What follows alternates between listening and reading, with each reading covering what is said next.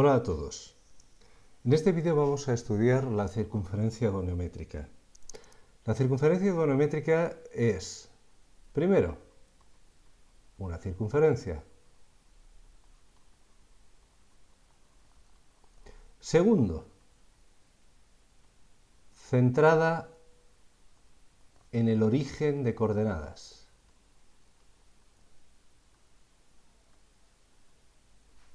Perdón, ahí falta una letra O.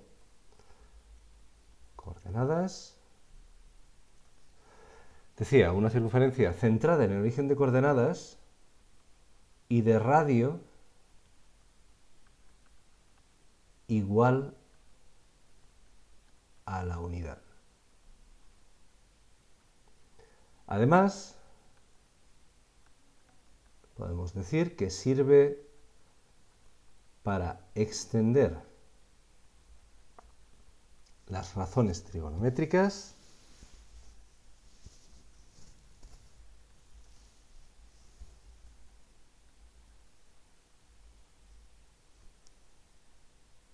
a ángulos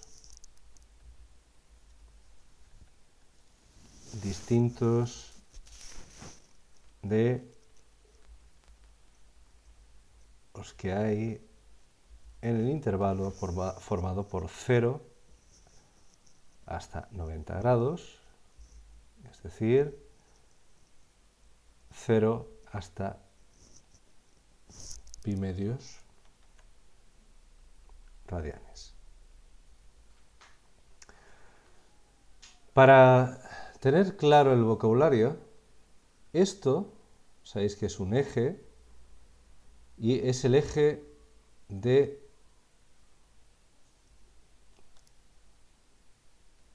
abscisas. Pero casi nadie lo llama así, casi todo el mundo lo llama eje X. Este es el eje de ordenadas que casi todo el mundo llama simplemente eje Y. Sabéis que podremos decir eje Y, como se hace en algunas partes del mundo hispanohablante. Si bien en España es bastante más común todavía llamarlo I o Y. Este evidentemente es el horizontal, o sea, esto es horizontal. Recordad de esas palabras. Y eso es vertical. Y decíamos que es de radio 1. Por lo tanto, esto es el punto 1, 1, menos 1, menos 1. Ahora, imaginad que cojo esto que tenéis aquí. Aquí hay un punto que tiene unas coordenadas x e y. Pues esas coordenadas son el coseno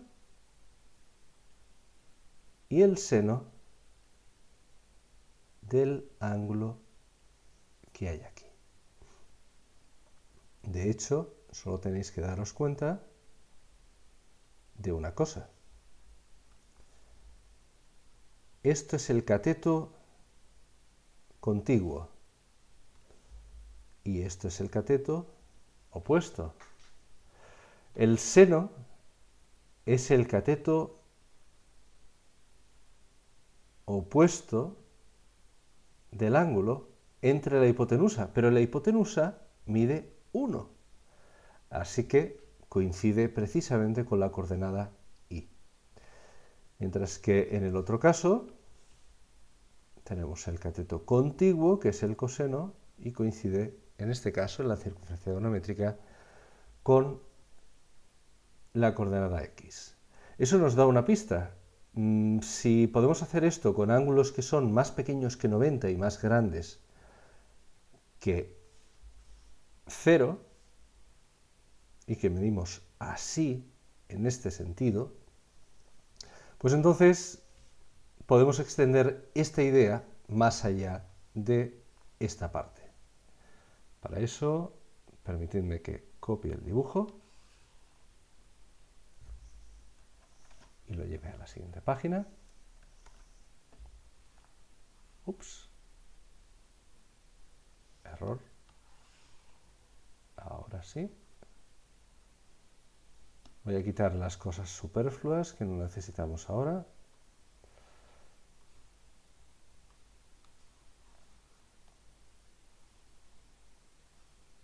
Tenemos esto, lo vamos a... Ups.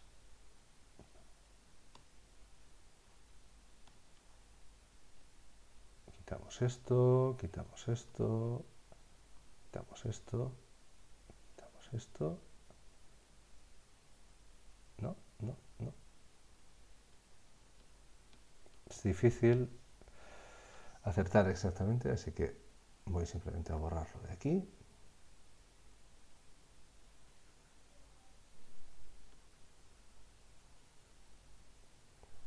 Y una vez tenemos la circunferencia goniométrica vacía, vamos a señalar una cosa. Aquí hay varios puntos. Permitidme, voy a hacer lo siguiente. No.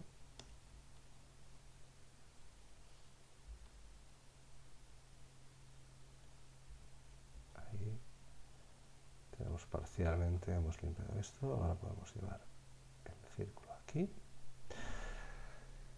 Y cada una de las partes, esto se llama primer cuadrante. Esto se llama segundo cuadrante. Esto se llama tercer cuadrante. Y esto se llama cuarto cuadrante. Entonces, cuando alfa pertenece al primer cuadrante, estamos diciendo lo mismo que está en el intervalo que va desde 0 hasta 90. Pero eso es lo mismo en radianes que 0 pi medios. Cuando alfa pertenece al segundo cuadrante,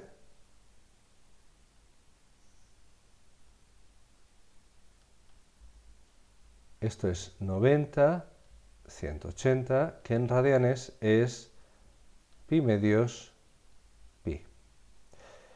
Cuando alfa pertenece al tercer cuadrante,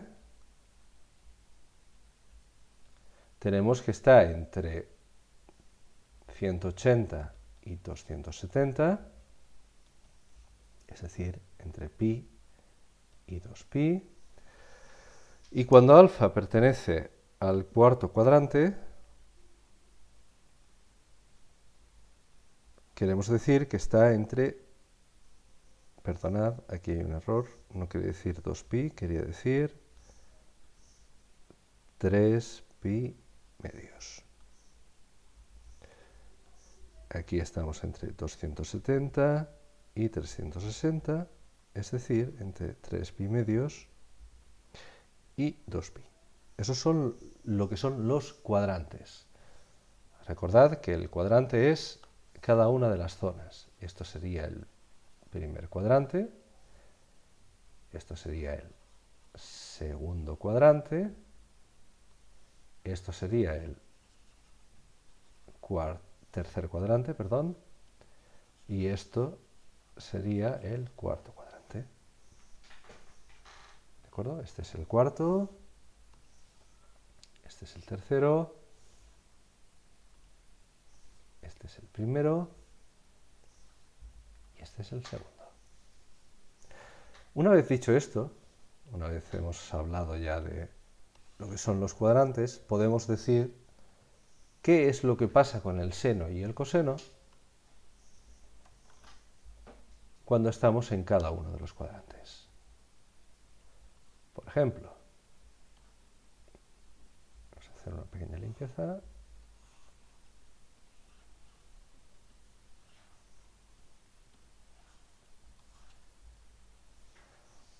Y vamos a ver cuánto es, por ejemplo, esto. Bien. ese punto tiene una coordenada x, una coordenada y por lo que hemos dicho, dado que la circunferencia es de radio 1,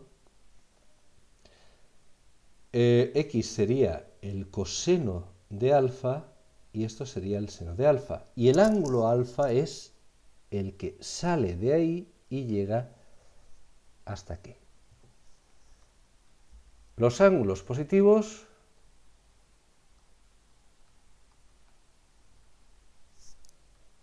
son en sentido antihorario. Es decir, los miramos así, los medimos así. ¿Por qué decimos que es antihorario? Porque va en contra de las agujas del reloj. Y los ángulos negativos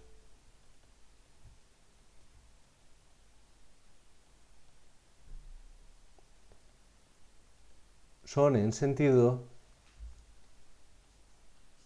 horario, porque van en el sentido de las agujas del reloj. Eso quiere decir que este ángulo podría ser, por ejemplo, 120 o algún valor similar.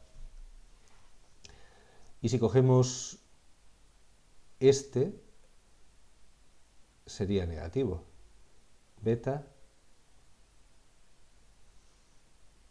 alfa es positivo y beta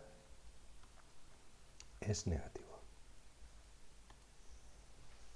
Bien, una vez dicho esto, vamos a pensar qué es lo que ocurre con el signo del seno y del coseno en cada cuadrante.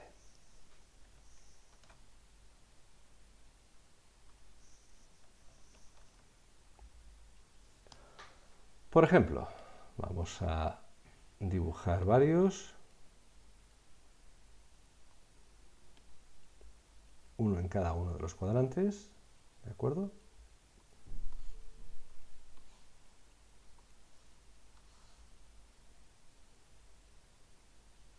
Vamos a dibujar, por ejemplo, uno en el primer cuadrante y este ángulo lo vamos a llamar, en un alarde de originalidad, alfa. Entonces, fijaos en este punto. En ese punto tendrá una x y una y. Pues esas estarán relacionadas con el seno y el coseno. ¿Y cómo son x e y? El seno de alfa va a ser positivo y el coseno de alfa también es positivo. Eso en el primer cuadrante. Por lo tanto, la tangente también es positiva. Hay gente, yo mismo, que abrevia esto, dice el seno, perdón,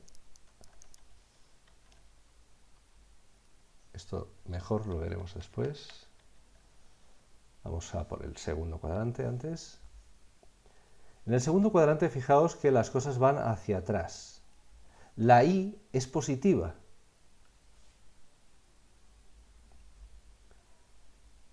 El ángulo sería este, lo vamos a llamar beta. Y entonces lo que tenemos, si nos damos cuenta, es que el seno, que es la x, es negativo. El coseno, que es la y, sigue siendo positivo y la tangente, por lo tanto, es negativa. Vamos con otro. Sería, por ejemplo, esto de aquí. El ángulo empezaría, por ejemplo, aquí, giraría hasta aquí. Ese ángulo lo vamos a llamar gamma. Y entonces, en el tercer cuadrante, es evidente que el seno es negativo, porque coincide con el valor de x, y el coseno es negativo, porque también coincide con el valor de x. La tangente, por lo tanto, es positiva. Nos queda uno, que es esto de aquí. Este ángulo lo vamos a llamar delta, y se mide así, más o menos, sería delta. Y ocurre que delta es positivo, eso es el seno, el coseno, sin embargo, es negativo, perdón, lo he dicho al revés, el seno es negativo, el coseno es positivo. La tangente de delta es negativa. Y esto normalmente se resume de una manera un poco visual, que es la que quería dibujar antes, y es que cuando se trata del seno de un ángulo, si está en el primer cuadrante o en el tercer cuadrante es positivo, en los otros dos es negativo. Perdonad, he dicho al revés. El seno es la y por lo tanto es positivo en estos. El coseno, sin embargo, tenéis que es positivo en el primer cuadrante, negativo porque es la x es negativa ahí, y luego la tangente es simplemente positivo, tenemos negativo, positivo, negativo. Y esa es la relación existente entre los cuadrantes y los signos de las razones trigonométricas. Además, un cuadrante nos permite obtener cosas. Por ejemplo, vamos a hacer un ejemplo en el que tenemos esto.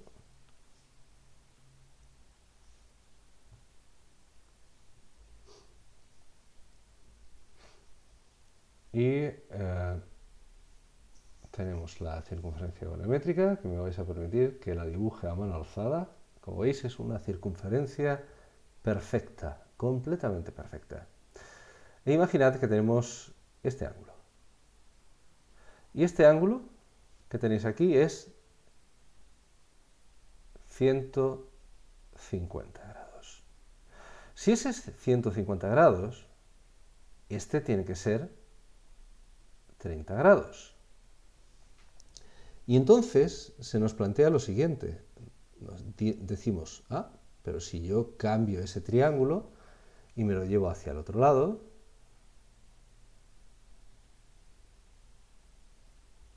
eso quiere decir lo siguiente. Quiere decir que el seno de 150 es igual que el seno de 30.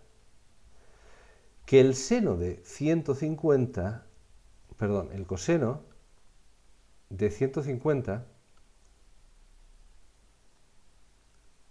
es menos el coseno de 30. ¿Por qué? Porque si os dais cuenta, eso es el seno de 150 y esto es el coseno de 150. Mientras que esto es el coseno de 30 y esto de aquí es el seno de 30. Perdón, el coseno de 30. Repito, perdón, el seno de 30. Entonces veis que los dos senos van hacia arriba. Es decir, el seno de 30 y el seno de 150 van hacia arriba, mientras que el coseno de 30 va hacia la derecha y el coseno de 150 va hacia la izquierda. Recordad que este 30 es solamente un ángulo auxiliar, que realmente es como si no estuviese ahí. ¿No? Vamos a cambiar el color.